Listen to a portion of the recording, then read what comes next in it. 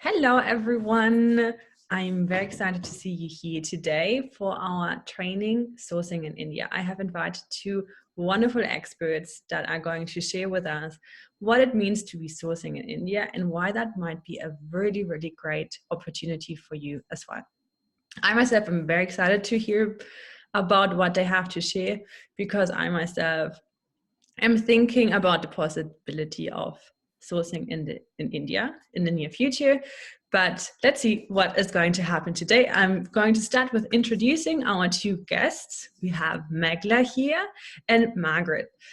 Would you like to introduce yourself a bit? Tell us a bit what you are doing. Yeah. Sure, Margaret, go first. Go first. Okay, well, I suppose I'm in partnership with Meghla and my partner Kevin, and we sort of run virtual India sourcing shows at the moment. We do lots of, I suppose, Wednesday webinars and all just sorts of hints and to help people with their India sort of sourcing. But I actually have been sourcing for India myself from 4 years ago. I started in China before that and very quickly moved over to India. And look, I've had a business background all my life. I've always managed or owned businesses, so I'm a bit of a figures person in the Amazon space. I get there and preach about making profit, so that's my big thing as well. Okay, Meghla, over to you. Yeah, so my background is basically in sourcing. I've been in the sourcing industry for almost 20 years. I worked most of my career for a company called Global Sources, which is basically a B2B sourcing platform. I worked in India, the Philippines, China. I was there for almost 10 years, and then now I'm based in Singapore. And in 2019, I started India Sourcing Trip, which is basically a sourcing trip for Amazon and e-commerce sellers to help them source products from India. And now I run India Sourcing Network, Virtual India Sourcing Show, and with Margaret and Kevin, and we basically help global Amazon and e-commerce sellers source products from India. And we're hoping to go back to India soon. Yes, on the trip. Yeah, that's very exciting because you take those that are planning to source from India to the factories or to fairs. How can I imagine that? Yeah, so it's actually to factories and fairs. It's basically an 8-day guided tour. And we take people to, first of all, we do a conference.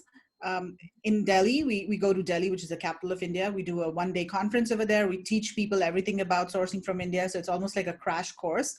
Mm-hmm. Then we also introduce them to service providers like sourcing agents, freight forwarders, QC companies. Then we do guided tours at a trade show in India, which is an export-focused trade show. We do 3 days of going around the show. And then we also visit a couple of factories.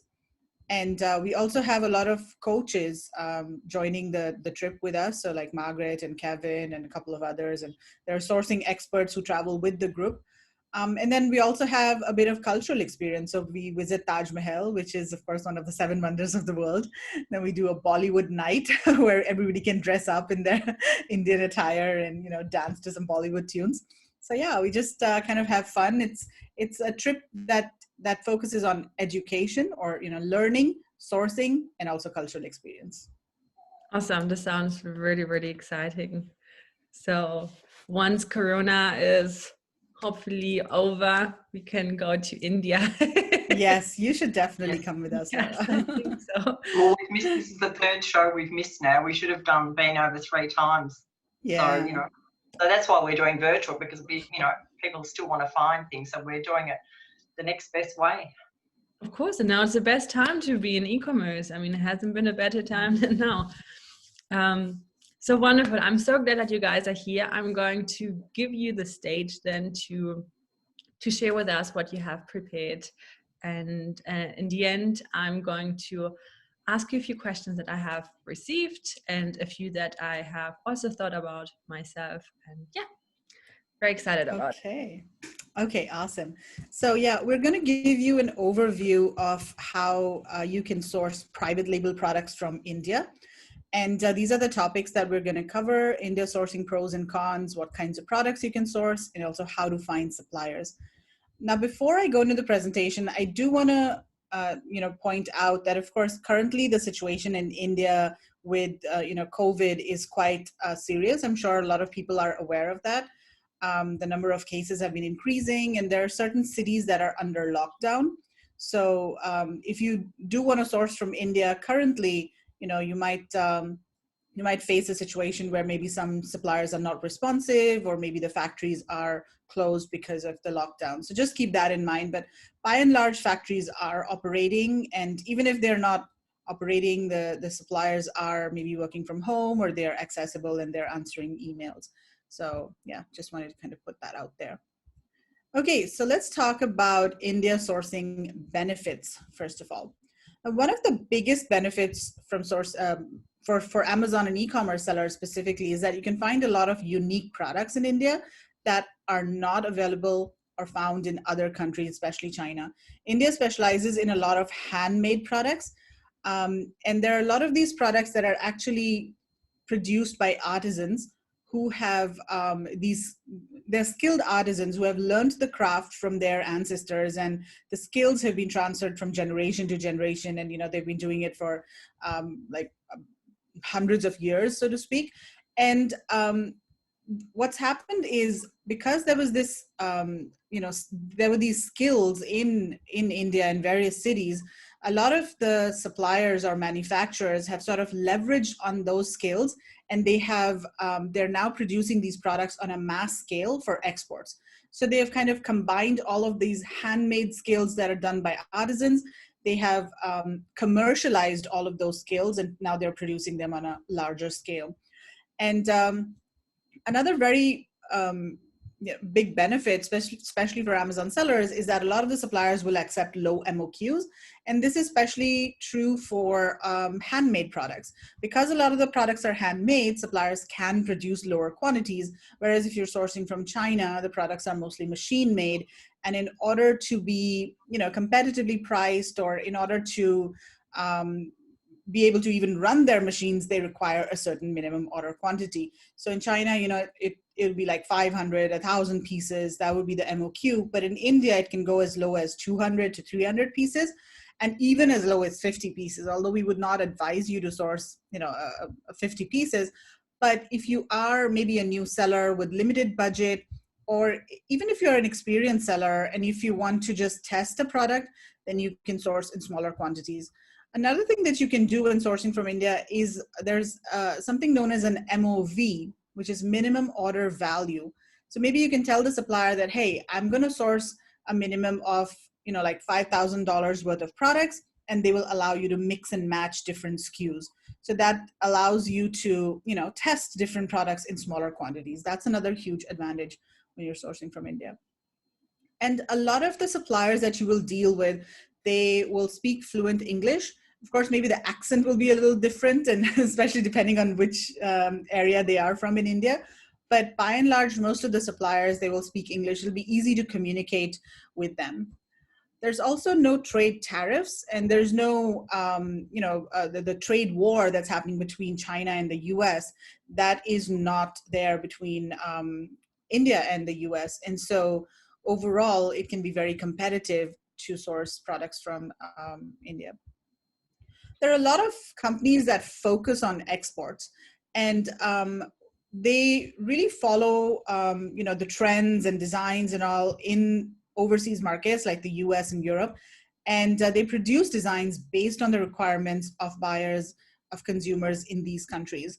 A lot of suppliers also hire foreign designers, either as full-time staff or on a contract basis, to develop designs based on requirements and design preferences of buyers in the US and Europe.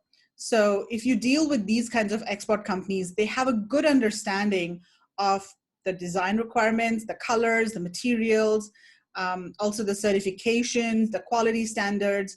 So they're very familiar with export markets, and it's very easy to source products from them. One of the big product trends in India currently is eco-friendly products. And there's a lot of companies that are doing a lot of different research into various sustainable materials and eco-friendly products. So I'll have a couple of examples in the upcoming slides. But for example, there's vegan leather, or it's not really leather. It's basically just a material that's made from plants. It's made from cactus. And there's another material that's made from cork, which is basically the bark of a tree. And they're using these kinds of materials to produce bags, wallets, belts, iPad covers, these kinds of accessories. There's also things like biodegradable disposable dinnerware that's made from areca palm leaves, or maybe sugarcane waste. So there's a lot of different innovations happening as far as eco-friendly products are concerned. So if you are looking for those kinds of products, then India can offer you really good options. Also, labor costs are currently lower in India than they are in China, because in China, in fact, labor and overall production costs have been going up for quite a few years.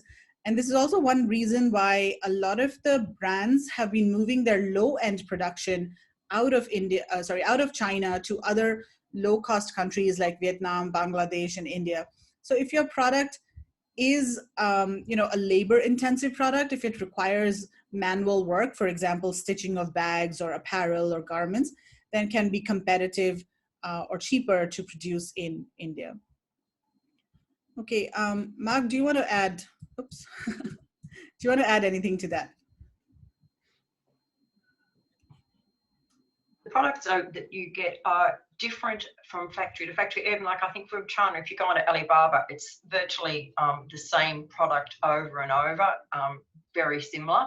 Whereas if you go to India, even if you go from one factory to the other, they have their own, I would say, look. So everything's slightly different. So you don't find a lot of identical products as you walk around the trade shows. It's not, oh, I've seen that in the last stall and the last stall and the last stall. They're always quite different. So I think that's really good. And also the fact that if you're selling on Amazon now with A+ content, you can get a fantastic brand story from the unique products. And the products are made in villages by women who had no work at all, and feeding their families. There's lots, and a lot of our factories actually support like the local towns. One of the ones down in Kerala, like they've actually built a hospital and things. So it's like it's almost a bit of a charity type sort of system as well. So you can add all those things into your brand story, and it's it gives you a really unique sort of product to sell on Amazon.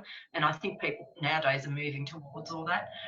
But I think, English speaking, I just think that after dealing with China, trying to, design boxes and tell people, I want to change this and get it right, because they will just jump on Zoom with you. You can do, Messenger. We don't tend to have any issues. We just jump onto a call a lot with our supplier, message him, email. There's no communication issues like in China. And the tariff for us is great because we pay, I think it's 2%, and if we were sort of doing something out of China, it's probably 30%, so it's a big saving. So yeah, I think that's probably the biggest things that I really love out of India. Yeah, and Marg, of course, has sourced from China and India. So initially you started from China, right? You started with China and then you moved to India, and now they're sourcing exclusively from India. Okay, so let's talk about the cons. What are some of the disadvantages? I think one of the biggest limitations is that there's a limited product range that you can source from India, because in China, you can practically source anything and everything. I think it's not a matter of if it is made, it's a matter of how much is it made for. So that's a huge advantage, sourcing from China. India specializes in certain product categories, and those products are, mostly a lot of the products that are made from natural materials, eco-friendly materials like wood, metal, glass, ceramic, those kinds of materials. China is better for, plastic, electronics, those kinds of products are better in China, whereas India is more of home decor, fashion, apparel, cotton-based products are really good as well. Another limitation is, and it's not really a limitation, it's just something that you need to be aware of, that sometimes logistics service providers like freight forwarders, customs brokers, they may not be familiar with FBA requirements, especially if you are not based in the US. And it's not a major issue, but just be aware of this when you are dealing with a freight forwarder. Make sure that you check with them if they have sourced or processed orders for FBA sellers in the past. In our network, we have vetted service providers that we recommend, and they are very familiar with the FBA requirements. So that's just something to be aware of. Lead times can be a bit longer, especially for products that are handmade. So this is something that you need to keep in mind while you're sourcing, and you just need to make sure that you do your inventory planning a little bit better. Infrastructure is not as developed as it is in China, but it's not bad. I mean, things work pretty well. But in terms of maybe things like customs clearance, for example, is not as digitized or automated as maybe it is in China. For example, there aren't too many ships that leave the ports every week. There's only like usually it's on Mondays or Wednesdays that the ships are leaving from the ports, because production is not at a very mass scale. Whereas in China, there are a lot of different ports and a lot of different ships that are leaving out of China. But it's not really a limitation. It's just I would say a difference from China. Do you want to add anything to that, Mark? Yeah, well, I think it's just probably getting used to it. Like the longer lead times, I know a lot of people come over from China and expect something to be done in 3 weeks. I allow about 12 weeks for my products because they are fairly labour intensive. They're mainly all hand done, and a lot of them are metal. So, and I've actually been to the factory and watched, and they actually make say you've got a handle on a cup or a jug or something. Each piece is actually done singly with one man sits there and taps it into the shape. So as you can imagine, when you order 1,000 of them, there's a lot of work involved. So it is labour intensive if you've got a fairly big order. So I think what I do now is I just, once my order, I've got an order down at the port now, and I've just sent them another order. So I just do like what I call rolling orders. And the beauty is, because I use one factory and it's MOQ, it doesn't matter to me anymore now, because they know I've got 12 products coming out of their factory. So I can just say, oh, I'm just a bit short on that one. I might run out. Just give me another 200 of that one, or give me 1,000. I don't have to have hundreds or thousands, so long as I'm doing an order. I mean, it's usually a substantial order, but it's all mix and match. So there's no, if I say to them, I only want 100 of that because I've got nearly enough, I might just run out till the next shipment.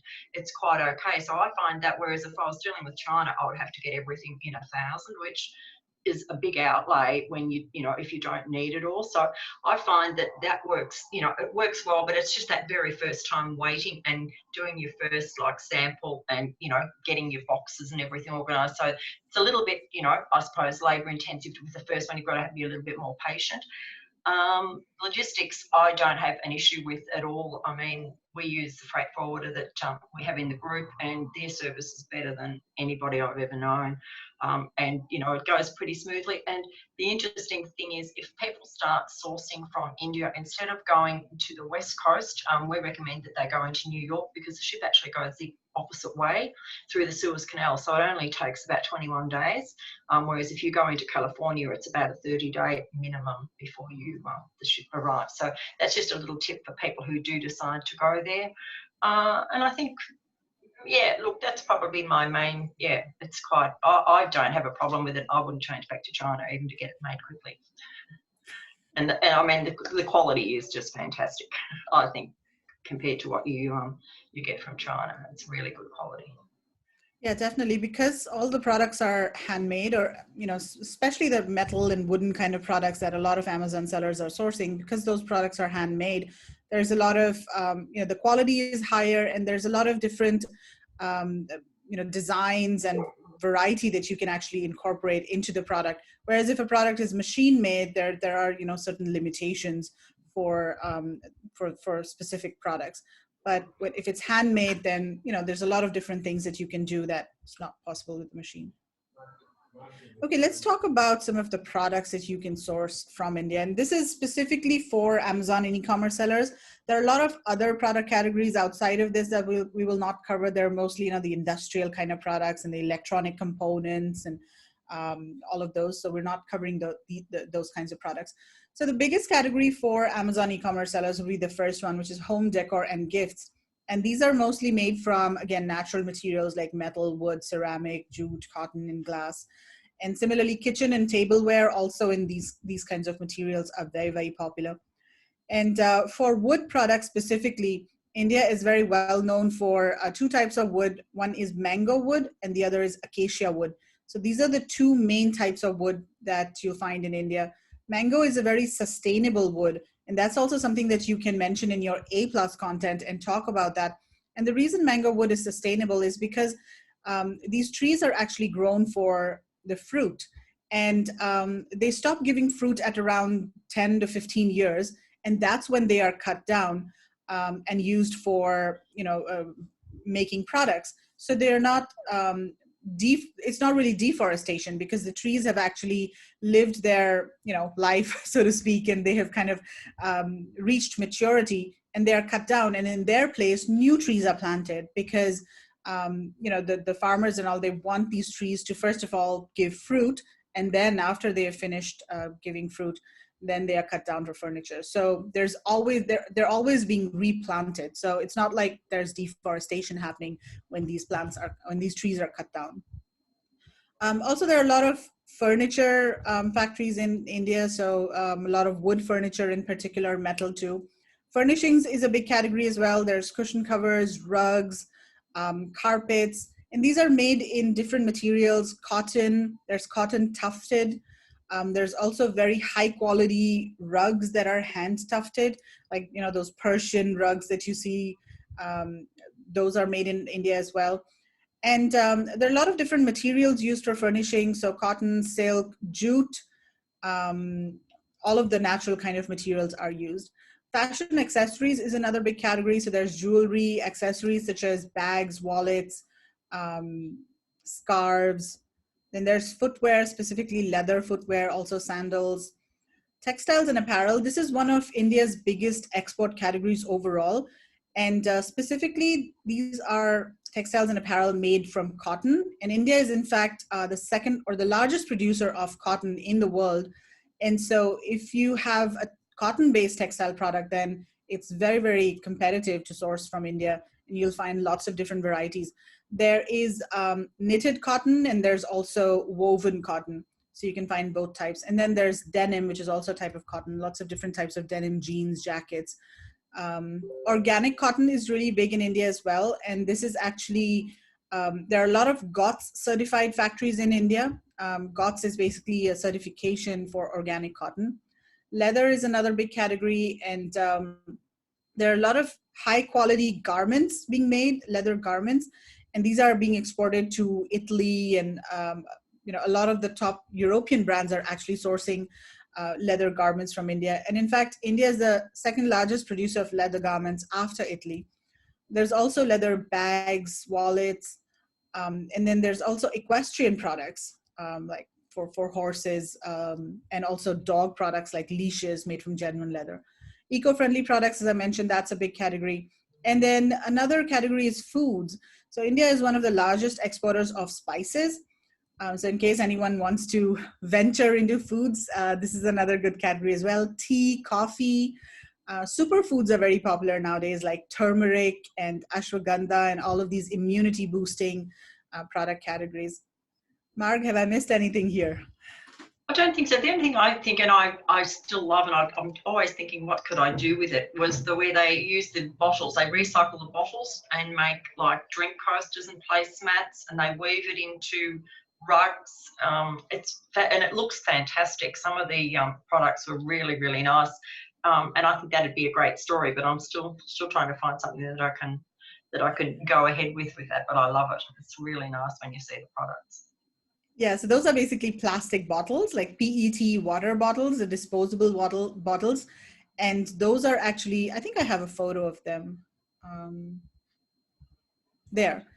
So these are fabric and rugs made from recycled PET bottles. So what they do is they basically chop or cut these bottles down into small chips, and then they turn them into fiber and then weave them into fabric, and they can make different products out of these materials. So rugs, cushion covers, bags, a lot of different materials in different colors. They can also dye this fabric. So it's recycled, very eco-friendly. Okay, let me go back. Okay, so let's talk about fabrics. Now, this is one huge category, handloom fabrics. India is really, really known for handloom fabrics.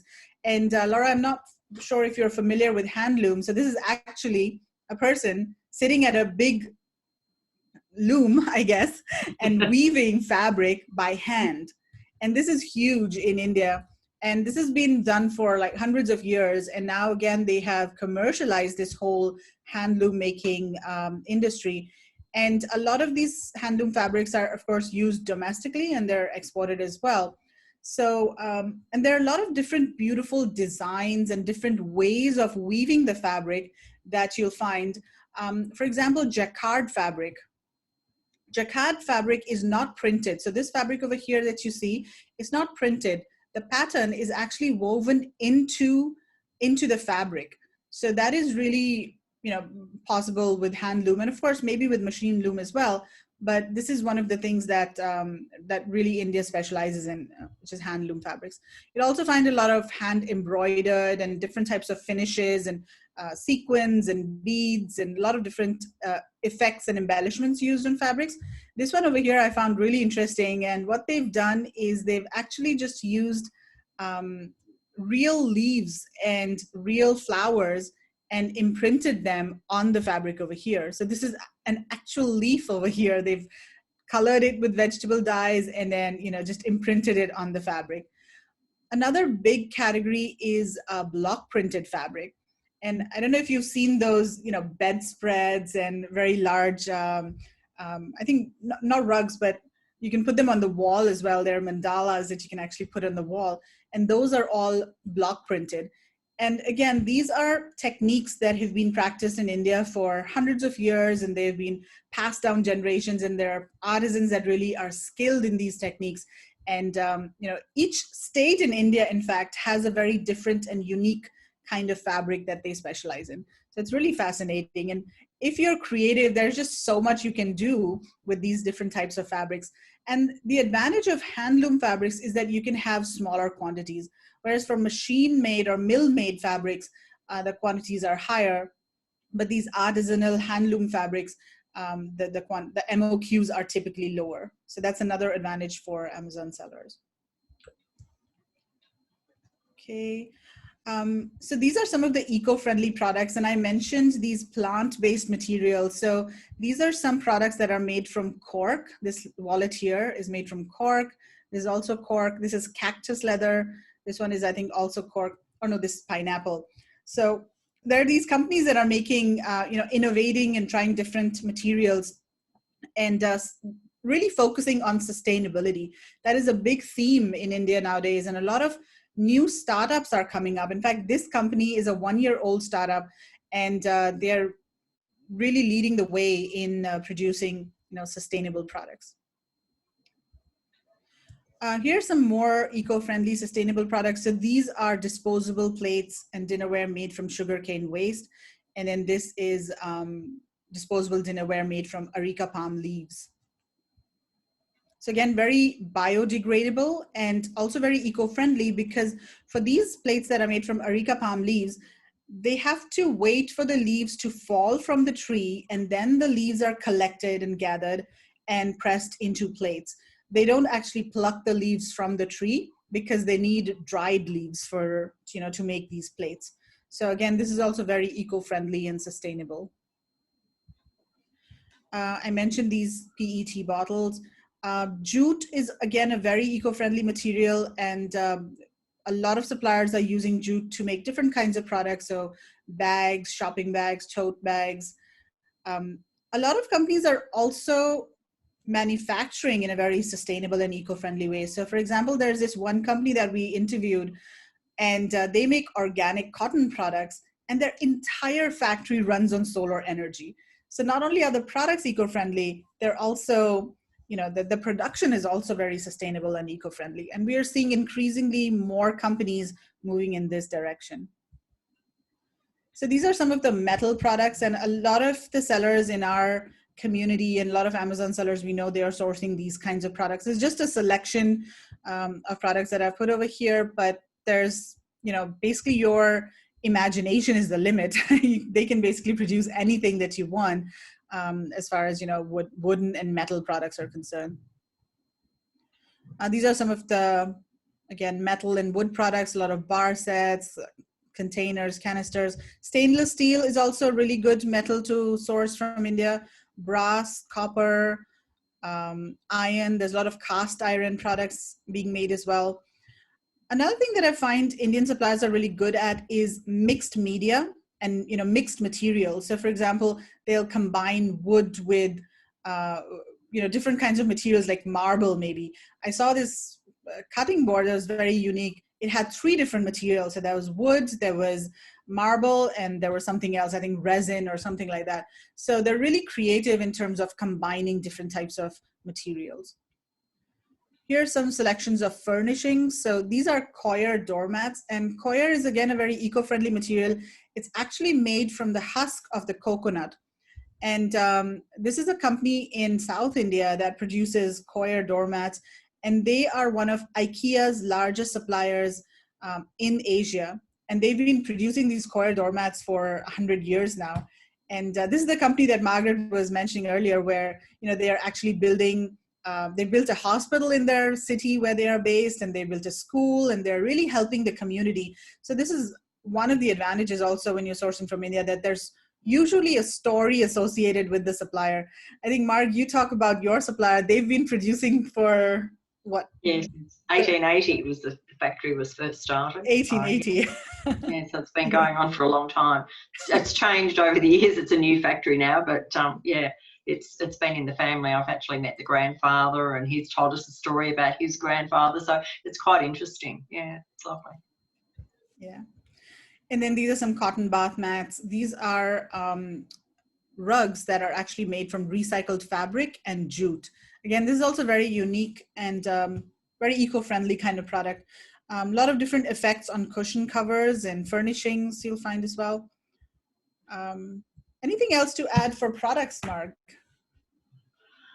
No, well, I think it's really, if you can think of something, because it's handmade, and the thing is, you don't have to pay for molds a lot of the time. I mean, particularly in metal or something, a lot of them don't require molds because they're just all hand done. So you can design, you might take something and just change the shape of the handles or the shape of a cup or a mug, and they can do those things without mold. So I find that it gives you a lot of opportunity to just personalize something. You might have something in mind, provided you can either get the drawings through them or get someone to actually draw it up. But like, I find our factory, the father's actually an engineer, so they're really good, and they can help us as well. They've got a lot of ideas, and we can sort of say we want this, and they'll go, no, it won't quite work, but we can do this and we can do that. So I find that they're very helpful, and I think a lot of the factories are skilled. They have a lot of skilled sort of trades there. And when we were actually at the factory, I'd seen something, and I said to them, oh, do you think you could make this, but I want it done? And he called this guy over, and I didn't realise what was happening, but the guy was listening to my conversation, and he went off. About 15 minutes later, he comes back with this raw piece of metal, and it was, is this what you meant? And I mean, they had it nearly what we wanted, just, like very quickly, just a really rough idea. So I find those things are really great to be able to just go and work with them. I mean, so if you can get to the factories, you can really have a great time, working with them, doing your designs. I mean, I just, I love going. I'd love to go back over and just go back down to the factory again and have a great time. It's good. And I think they're also very flexible in terms of, customization. So if you have specific requirements, they're very open to, making modifications. And if you have developed a good relationship with your supplier, then they will go out of their way to, do customization for you. I think sometimes in China, suppliers are less flexible, I've found, because, they have certain limitations, or, maybe it's just a different kind of setup in China. But in India, it's especially with the handmade kind of products, they're definitely more flexible in terms of the design and customization. And I think too, they can be your products, like, because we've designed some of the products ourselves, they're our designs, so they won't make that for anyone else or show it at any of their fairs unless we say we don't want to do it anymore. Then they can take it back and do it. So I think that's something really good. So you can have, even if you slightly change one of their products, that if you change it to your look, that'll be your look forever until you decide you're not using that particular design. So I think that's something good too, because then you know that you're not going to end up with it copied a lot of times. And I think the factories don't actually, a lot of them don't have a lot of their products on their website. You have to actually go and get their catalogue. So they try and protect their design. So it's not that every factory says, oh, I'll make that, and they copy the exact thing and the next factory's making it in the next factory. They go off and do their own thing. So, you can go through all the metal. Well, we've looked at lots and lots of suppliers, and I haven't really seen the exact same thing at any place as yet. They're always got a different twist to it or something, so their own unique way. So it's great. Yeah, absolutely. Okay, let's talk about how to find suppliers. So the first thing that you can do is just try to Google suppliers, because Google as a search engine is not blocked in India. So a lot of the suppliers will rank on Google, whereas in China, Google and YouTube and all of the services are kind of blocked. So you find that sometimes suppliers are not ranked.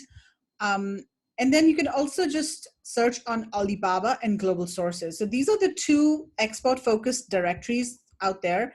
And of course, Alibaba and Global Sources mostly have Chinese companies on them, but they do also have Indian suppliers listed. And in fact, both Alibaba and Global Sources have offices in India, and they actively recruit exporters to list on their websites, and also to participate in the trade fairs that Global Sources organizes. In fact, I had started working with Global Sources 20 years ago in India.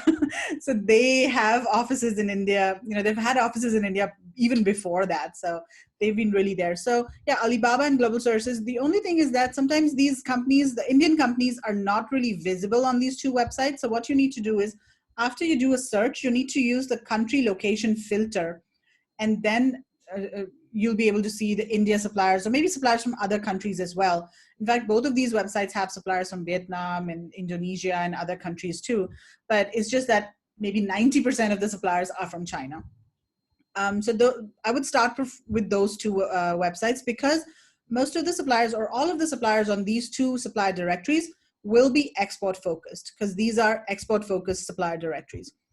There's another website that will come up, India Mart, that has a lot of different India suppliers, but I would really caution people from using that website, because it is very domestic focused. And there are a lot of wholesalers, importers, trading companies on India Mart that actually import products from China to distribute in the domestic market. So you've just got to be a bit careful when using India Mart. You might end up with maybe a trading company, and a company that's not really a manufacturer, or maybe they're not export focused. So when you're sourcing from India, you have to be careful, and you have to make sure that you're sourcing from an export focused company, because if it's a domestic company, then they're not familiar with export requirements. They may not even have an export license or a US dollar bank account. And so if you do source from such a company, then you'll be stuck, because they won't be able to export the product. So make sure that the company has export experience. Another thing that you can do is look for export promotion councils in India. Now, these are government organizations, and they are tasked with increasing exports of various industries. So for example, there's a cotton export promotion council, there's one for silk, there's one for handicrafts and apparel. So you need to maybe search a bit broader. So don't search for like water bottles or a very specific product. It's at the category level. And then once you search for these companies, these councils, when you go to their website, usually they have a supplier list over there. And or you can send them an email and ask them to send you a directory. This is also a very good list to start with, because all of the companies on these councils are exporters. Now, maybe the database that they sent you is like 300-400 or thousands of suppliers, and you have to sift through them, and maybe the information is not updated, or the contact details are not updated. But at least you have a good list to start with, and you know that all of these companies are export focused. You can also utilize the services of sourcing agencies. So similar to like sourcing agencies in China, there are lots of agents, individual agents, and also companies in India that can help you source products. We have a few vetted sourcing agents in our group. And usually sourcing agents charge a percentage of the order value. So it's between 5 to 10% of the order value. And usually they will also do the quality control for you. So you don't have to hire a separate third-party inspection company to do your pre-shipment inspections. The sourcing agent will manage that. So even though they are charging a fee for their services, sometimes in the long term, it can be cheaper to source via a sourcing agent. Then you can also look for suppliers at trade shows. There's this one trade show that's held in Delhi twice a year. It's called Delhi Fair. It's organized by the Export Promotion Council for Handicrafts. And this is a fair that we visit during our trip as well. And this fair has about 3,500 to 4,000 export-focused manufacturers. And so this is a great way. Of course, the fair is currently not being held in person, but they are hosting virtual fairs. So you can just search for Delhi Fair Virtual and visit their website. In fact, I think the next one is coming up later this month. So in case anyone's interested, you can go check that out as well. Again, very high quality suppliers here because all of them are export experienced, because this is an export promotion council that's organizing the fair. The other thing that you can do is, so Mark, Kevin, and I, we host this monthly virtual India sourcing show where we interview suppliers in live webinars. So you can join our Facebook group and see any of the suppliers over there. We have vetted these companies and we've ensured that they are manufacturers and exporters. Also, we are working on a new website, which is coming soon, indiasourcing.net. So you'll be able to contact suppliers and also a lot of the service providers via this website. And of course, as I mentioned, online Delhi Fair. Mark, do you want to tell Laura how you found your supplier? Yeah, well, actually, we were on our way to Canton Fair to look for some more products in China, and we actually stopped off in Hong Kong for a couple of days because there were a couple of fairs on, and we actually went to, I think it was called the Mega Fair, just on the harbour, and we were just walking down and looking at all sorts of, there were a lot of Chinese suppliers there, but there was this one section and they were Indian, and like I just seen these products and I went, oh, and I was like a kid in a candy store. I just didn't know. I don't know what to decide on. I want it all. And so we ended up spending 3 days going back and forwards with the supplier, and by we left there, we'd virtually given them an order, and the rest is history. I mean, we've now been over to the factory, we've stayed at a beautiful hotel near where they are, but next time we go, we get to stay in their home. They've shown us our little unit that they've got ready for us, and just been absolutely spoiled by them. So I just think knowing the supplier and meeting them gives you, like, it's a real relationship building with India. So I think if you can and get the chance to go and actually meet your supplier, and I tend to now stick to the products we're doing because I don't want to change suppliers. I know it's probably a bit silly, I should spread my wings, but I just have so much sort of respect, and I call these people my family now. We message and talk about birthdays and our dog and everything else. Like, it's just a really lovely friendship, and I'd love to have them come over here as well and see Australia one day when they can. So, but I think it's a different culture. They tend to want to please you probably too much. I think they over-deliver. So, like, if I say to him, can you do that? Yeah, not a problem. Everything's not a problem. Whatever you want, they'll try and go out of their way to make sure it's done for you. And it's not like I'll say to him, oh, I think we might do another insert, or we might add something, and I never get a bill for that extra bit I asked. I'm still paying the same price as I was paying 4 years ago, but they sort of tend to just want to please you all the time, which I think is really nice. And you feel, I don't know, more comfortable dealing with them, I think. A lot more honesty and integrity. That's also because I think Margaret has developed a really good relationship with them over 4 years, because Indian suppliers are really looking for long-term business partnerships and relationships, and they do want to grow with their buyers. So you'll find them focusing a lot more on their existing clients and trying to get repeat orders from existing clients rather than always trying to get new clients. So that's also one reason why they're not very, they don't update their websites, or they're not very, proactive in the marketing. So yeah, a bit different from China. Okay, so yeah, I think lastly, I just wanted to talk a little bit about Virtual India Sourcing Show. So as I mentioned, we do this show every month. We feature 8 to 10 suppliers every month, and basically the suppliers come on a live webinar and they show their products. Sometimes they're in their showrooms and they can actually pick up stuff from their showroom and show it in front of the camera. So it's a really good experience. And you can also ask them questions, and we have live audience that asks all of these suppliers questions, and you can contact them directly after the show. Okay, yeah, as I mentioned, we have a website coming up soon. And the objective of this website is basically to provide Amazon e-commerce sellers all the resources that they need to source effectively from India. So whether it's suppliers, whether it's service providers like freight forwarders, quality control, inspection, everything under one roof. And in case anyone's interested in learning more about sourcing from India, you can join our group where we host our virtual India sourcing show, and we also have other resources to help people source from India. So that's it, Laura. Thank you so much. That was really, really great. Thank you.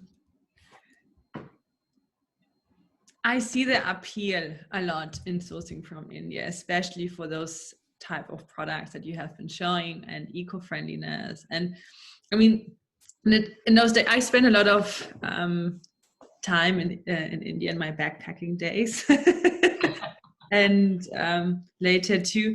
And I used to spend time a lot of in Rajasthan.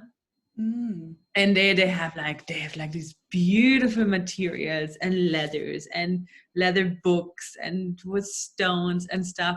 I mean, yeah, beautiful stuff that they have there. I'm currently working actually with someone who's also planning to source spiritual products with crystals and things like that from India.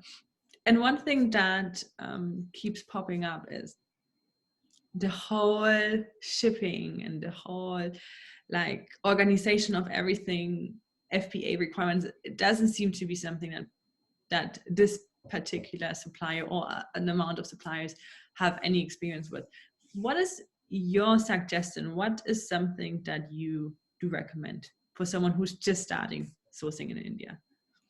I think I'll go first, and then I'll ask Mark to add her experience as well. But the first thing that I would say is make sure that you're dealing with an export-focused company. That is really, really important. So whether you find your company on Alibaba, Global Sources, or Google, or Virtual India Sourcing Show, anywhere, make sure that they are export-focused. Because we have found so many people, they go and source from companies that are not export-focused, and then they are stuck because the company doesn't have an export license or the product is bad quality. Because you have to keep in mind that India is a huge domestic market itself. There are 1.3 billion people. There's lots of demand for products locally. And so a lot of the products that are manufactured are produced for the domestic market as well.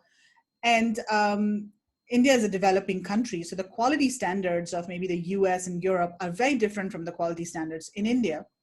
It's a more price sensitive market. So, but these exporters, they are very export focused and they understand the needs and standards of overseas markets. So that's number one when you're sourcing. And then I think the other thing is that the overall process is pretty much the same as it is in China. So first you would, contact a company and start developing, samples with them, give them your requirements, and they would come back with samples. Then once you've confirmed the samples, you're happy with the samples, then you would place an order. You would give them an advance, maybe like 30%, or if you're a first-time buyer, then maybe 50%, but never pay 100% upfront.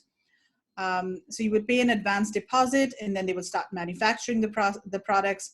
And once the products are finished, you would do a pre-shipment inspection to make sure that there are no quality issues. And similar to China, there are lots of third-party inspection companies in India. In fact, some of the ones that you may be familiar with in China also operate in India, like Kima or V-Trust. There's another local one that we recommend, RSJ Inspection.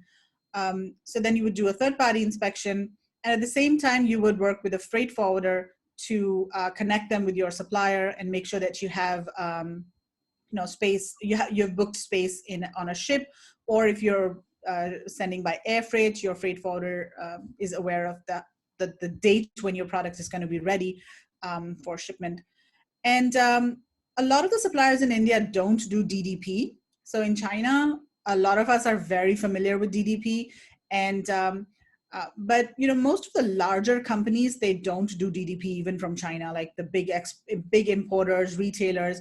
They import under their own brand, because what happens is when you're importing, when you're shipping DDP, then you are not the importer of record of your products.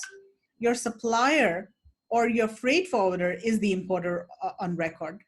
And what happens with DDP is that they are consolidating a lot of different sellers' products in one container and shipping them under one person's name. And so in case that container gets stuck in customs for some reason, your product will also be stuck. And there's nothing you can do about it because you're not the importer of record. The other company, the freight forwarder, is the importer of record. And I've actually, seen the situation happen with some people where the product was stuck in a container, it was stuck at the port, and was actually shipped back to China because the other product was, I don't know what issue they had with the product. So DDP is actually risky, but it's convenient. That's why Amazon sellers go with DDP. It's very convenient. You don't have to worry about freight forwarder or the supplier manages everything, and you just get one price that includes shipping.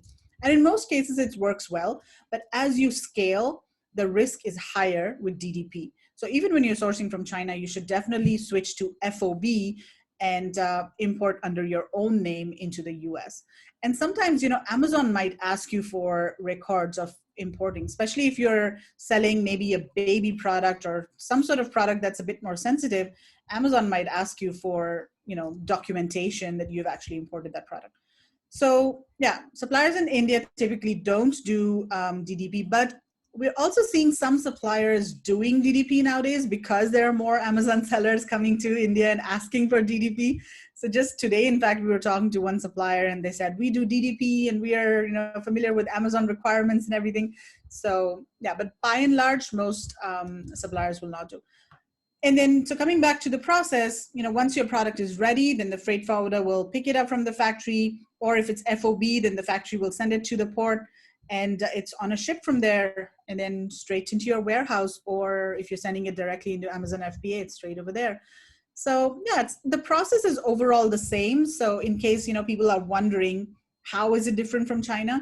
It's pretty similar. There's certain small differences, but not too many. Mark, do you want to add to that? Yeah, look, I think it's probably a little bit easier. I find that it's not like, well, I know when we were dealing with China, like we'd pay for our goods and we'd say, here's the money, here's the remittance guys. Oh no, it's got to clear through our account, and we'd be waiting like a week to get funds cleared and ticked off by their accountant or something. It seemed to take forever. Whereas I find well, I suppose because we know our supplier knows us personally, but we don't have a problem. Like he'll say, your shipment's ready, it's going to leave today and it's going to the port. And I'll say to him, oh, send me the invoice. Oh, I'll get to you later. And sometimes my goods are actually on the water before I even pay for them. Like it's sort of more of a trust thing. Once you get to know your supplier, they don't seem to be as rigid with things. So like I find, well, actually my goods this time were just about, they'd left the factory and then he said, the invoice, and I paid it, and he goes, that was quick. Did you do that straight away? And I thought, well, yeah, I like to pay for my goods because I know it's a little bit difficult in India at the moment. So I wanted to make sure that, they got their payment. But, like they're just sort of so different with those things. But I find we haven't ever had any hassles. Like we had our box designed. He has a box manufacturer who is really good. So they manufacture all our boxes. So we don't have to worry about chasing around and finding someone to do our boxes. They're done to our liking, whatever we want. That's all organised. They know when we very first used them, they're big exporters into Germany and into the States, but they'd never done Amazon. So all we had to do was teach them what size the carton had to be and what labels had to be on the carton for Amazon if we were going straight into Amazon. So, I mean, it was a pretty simple process, and because they can understand English and we could jump online and show them, this is the labels and this is what you do with them. It was quite a simple process, and we just do FOB down to the port. Our freight forwarder is amazing. Like you get a message, the goods are coming into our, warehouse today, it's got to clear customs, it'll be this day, this is the date you're going on the ship, then I'll get a message, it's on the ship, it's sailing, it's going to arrive, it's 2 days away. Like they're absolutely fantastic. And then once it arrives, we just get a message back saying it's gone through customs, this is what you've got to pay for customs. We pop that into their account, pay for the shipping, and it's off to our 3PL straight away. So I don't see it as a hassle at all. And I feel more comfortable because the company we use actually they're a customs broker in New York. They've got an office in New York and a warehouse.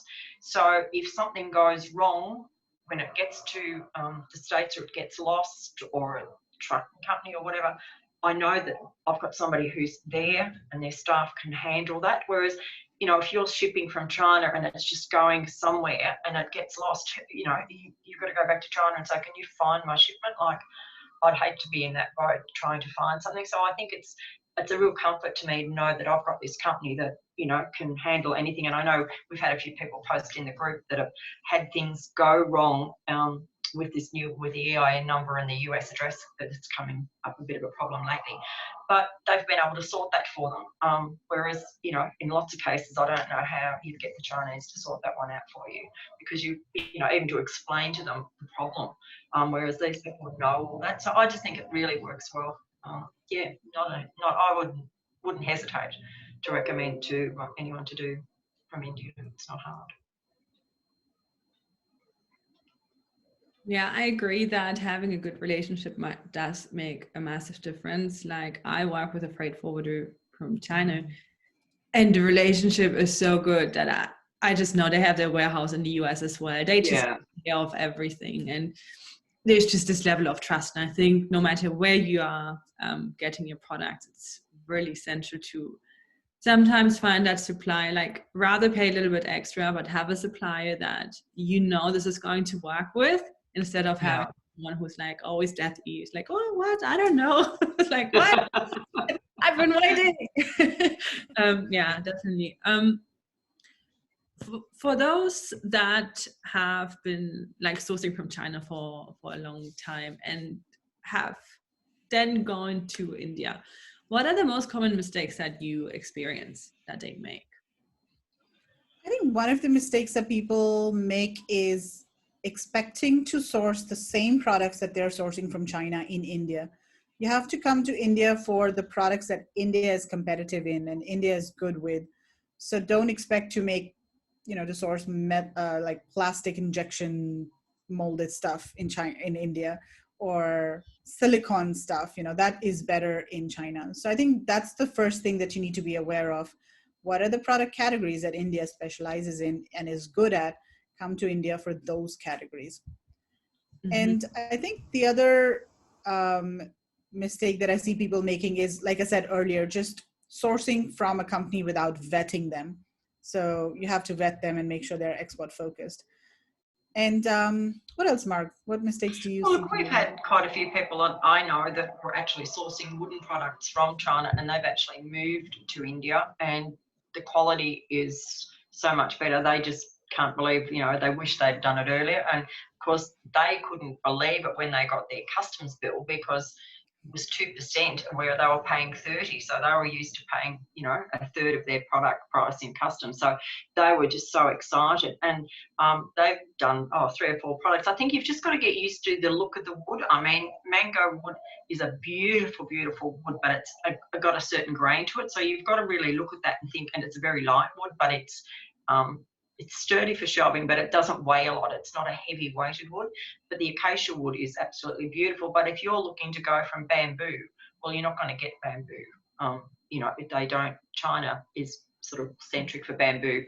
India doesn't produce the bamboo. So I think you've got to be happy to, if you're looking for like a wooden product, to move to those particular woods, which might be, you know, you've got to look at, I don't know, your images you might have to redo, because it might be, you know, a completely different looked grain or something to the product. But I think, you know, metal, well, you'd never probably go from China, because I don't think China would make a lot of the products like our products you would never ever get out of China. So a lot of that isn't sort of something that you would move over with anyway. So I think it's mainly wooden products and some of the cushion cover type things. But I just think the difference in the quality and, I don't know, the embellishments, all the beautiful things you can get done are just, you know, so much different. So you probably wouldn't just take your same product over and try and get it made there. And depending what it is, I do know a couple of people that have done that with certain things, with more like bags and backpacks and things like that. They've been able to get a comparable material and move to there. And everyone seems to be so much happier dealing with their, you know, with their new products. So.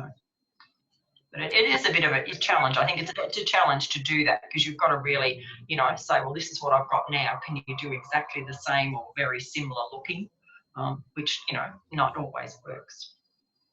Yeah, I mean, it seems to me that you would just blindly move to India with all your products. You would just look at what you might be able to add to your brand, or maybe add a new brand into your portfolio, and focus into with like add products with that have other, you know, topics like eco-friendly or something like that. Yeah. Might go into a different direction. Sorry, I have to just take the cable. It just went out. Sorry. But that also can make a lot of sense to diversify a bit as well. But if you do have multiple brands, like I have multiple brands and into different topics, and I like to diversify my own portfolios. And I mean, there's lots of, I think, opportunities more to sell like a brand story in different ways, whether you go back into the, you know, the history, or you go into the, you know, villages and have video, you know, you can actually get a video taken of the, you know, villages making your products that you can use in your brand story. There's lots of opportunities, you know, to have a different spin on your selling and sell it. And you can obviously then command a lot better price for that product if you've got that story. You know, you can get into more charity type sort of, it feels to me like you're helping the world more so buying your products in India, with a lot of the ways you can market your products. Yeah, like Tom's shoes, for example. You know, there's somebody in our group actually who's sourcing some products from India now, and they are planning to have a similar model like Tom's shoes. So they will donate a pair of eyeglasses for every sale that they make. And they will do the donation in India, of course, and then that's going to be part of their brand story. So you'll find a lot of social enterprises in India actually that you utilize the services of maybe women who are in rural areas, and you know, they can't go out to work, but because they have to take care of their families, and but they are, you know, working at home. So a lot of the macrame products, for example, there are companies that actually work with women working from home, and what they do is, you know, like every morning or whenever they have an order, they will deliver the raw materials to these women, and they will give them the design. And a lot of these women have, you know, phones, so they're in WhatsApp groups, and they're doing Zoom calls and all sometimes, and they will really talk to these women and explain the design and explain what needs to be done. Then the women will make these products, and then, you know, a few days later, the supplier will actually go around the houses, you know, with a truck and collect all of the products. And then there's one sort of QC manager who's going around, you know, the houses and checking if the product is good quality and if there are any issues. And then once the product comes to the factory, then it's, you know, cleaned and checked once again, and the packaging and finishing and all is done in the factory. So I think this is a really beautiful way of building your brand, because you are, you know, first of all, you're producing products with eco-friendly materials, and secondly, you're helping these women, you know, be more empowered, and because they otherwise don't have an opportunity to earn, and by providing, you know, orders to them, you're actually empowering them more and making them more financially independent. Yeah, that's a good thing, especially looking at like clothing in that direction too. There's now this movement as well that we want to have like socially and ethically sourced products that do not have a negative impact on the people that are actually producing the product. Since the past few years, so many documentaries have come up showing like some situations in factories which are like incredibly hard to watch because it's just like inhumane. Is there a way to be able to really vet if you're, for example, getting clothing done, that whoever is creating your product is actually being paid, that they have some sort of, you know, social standards that would be seen as, you know, humane? Yeah, definitely. So there's a certification that that is done. So it's a factory audit done by a third-party company. So it's usually SEDEX that does the certification, and it's called SA 8000. And so you can ask the supplier if they have SA 8000, and if they do, then that means that they have been certified and they don't have any of such practices, and they produce ethically.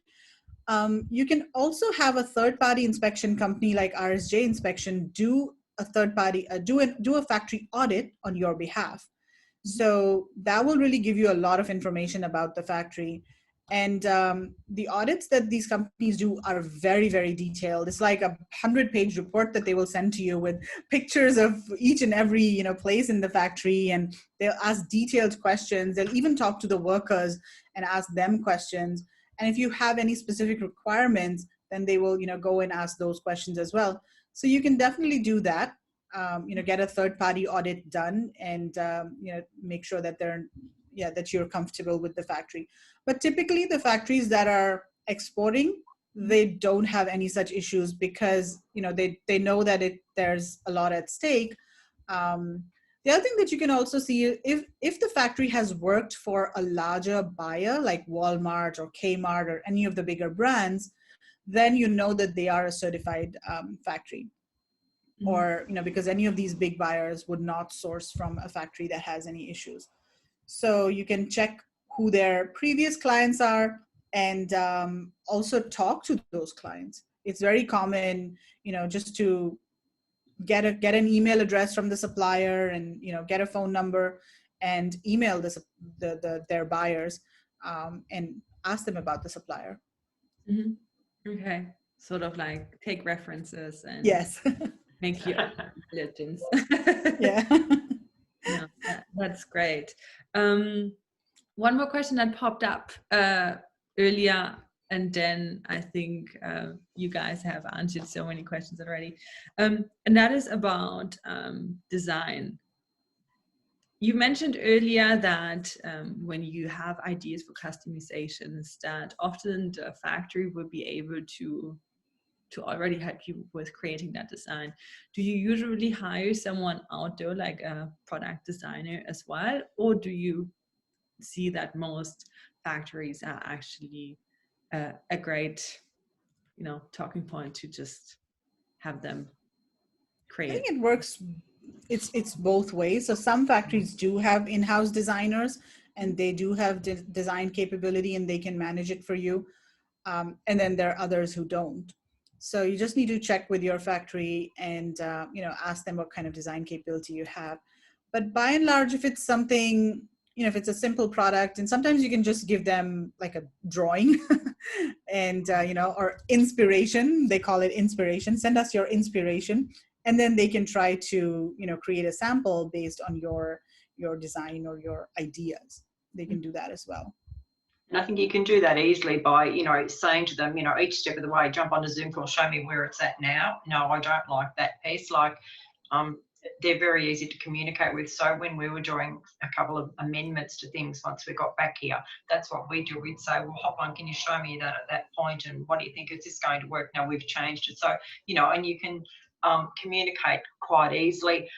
But I think if you want to do something really complex, I do know a couple of people who have done some really complex designs, and with my factory actually, and had them done professionally by design people, and then given them to the factory to have done. So there's two ways of doing it. So depends how complicated you want to be, I think. I guess, yeah. Similar to anywhere else than to, sure. Awesome. Thank you so much. This was really great. Do you have any last words that you want to share? I guess I just want to say that, I would encourage people to try and source from India. I think a lot of people are not really aware that India is another alternative. And I'm sure people will be very surprised to see the quality of products and how easy it is to work with most suppliers. So I would say give it a try, see where it goes. And join our Facebook group if you have any questions, or if you want to meet some of these suppliers, we can help you. Margaret?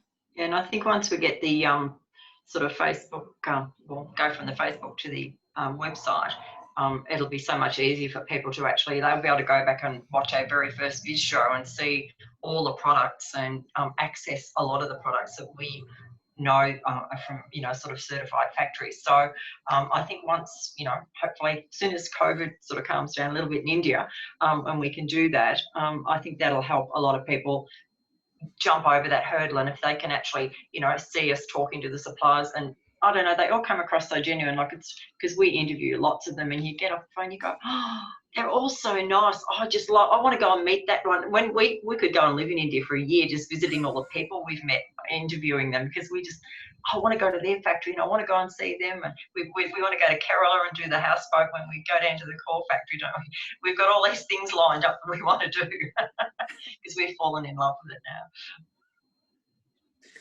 I love that. And I think it can also give you, like, just from a business perspective, a really competitive advantage too, because you're not going to have so many Me Too products, people just copying exactly what you have. It's going to be much harder to do that, and you can stand out more. And this is a really strong appeal that I like about it as well, that it's not just you go on Alibaba and pick that product that 10,000 other factories are doing a little few tweaks. And that's what many people do, right? They just do 2-3 tweaks and that's the thing. And try to win a market that is really, really full and where everyone is copying everyone.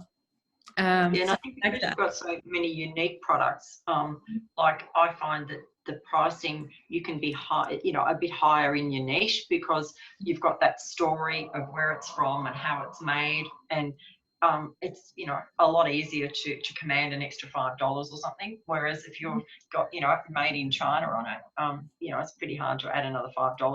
What's the backstory to it? So I find that it works a lot better. It's to actually get a better price for your product. Yeah. The other thing is that you won't be competing with your supplier, because what's happening a lot of times in China nowadays is that suppliers themselves are selling directly on Amazon. So a lot of sellers end up competing with their suppliers, which is very difficult to do. I mean, if they're producing the product themselves, and of course they're going to be, they've got better prices. So that's not happening in India. A lot of the suppliers, they're focusing on manufacturing, and they're not interested in selling directly on Amazon. Some of them are. We do see some suppliers developing their own brands, and especially after COVID, because a lot of their export orders were canceled, some of them tried to sell, their own products domestically and also overseas. But by and large, we find that manufacturers want to focus only on B2B. So that can be another advantage. That's a massive thing, because just in the last 4 or 5 years, the Amazon market has changed a lot in the US and in Europe, with so many new Chinese sellers coming in, and many of those Chinese sellers being manufacturers and suppliers and trading companies themselves. Of course, they've been seeing how successful their clients are, and like, might as well do it themselves. Exactly. I mean, it makes sense business-wise. Can't be like angry on them, because obviously it makes sense to do. But it has made it harder for those that are now competing with their own manufacturers. Obviously, can't compete on price. Awesome, isn't it? Really? Yeah, it's a problem. You can only compete on having a different standout brand, and even that they're often not able to really replicate. They're not that great in branding, I find, in China, although that is changing too, as they are, becoming more professional and, hiring designers and things like that. But still harder. So I think it's great to look at different possibilities, like India being one, Indonesia as well. It's a great place. Vietnam, Thailand. Yeah, there's a lot of great places too. Great. Yeah. In South America too nowadays as well. But yeah, I agree. India is a beautiful point to get started. And yeah, thank you so much for coming. This was really insightful. And I hope that many are going to go into your group and look around a bit more and maybe start their journey and source products from India. Awesome. And we would absolutely love for you to join us on India sourcing trip next time, Laura. That'd be fantastic. I would really like that. I would really like that. So as soon as COVID is over, I tell my husband and my kids, I'm like, okay, I'm gone. I'll be back in 9 days. Yeah. I would like to join next time you do it. Great. Wonderful. Have a beautiful day then, and I hope to see you very soon. Again. Thank you. Thanks a lot, Laura. Lovely talking to you. Bye.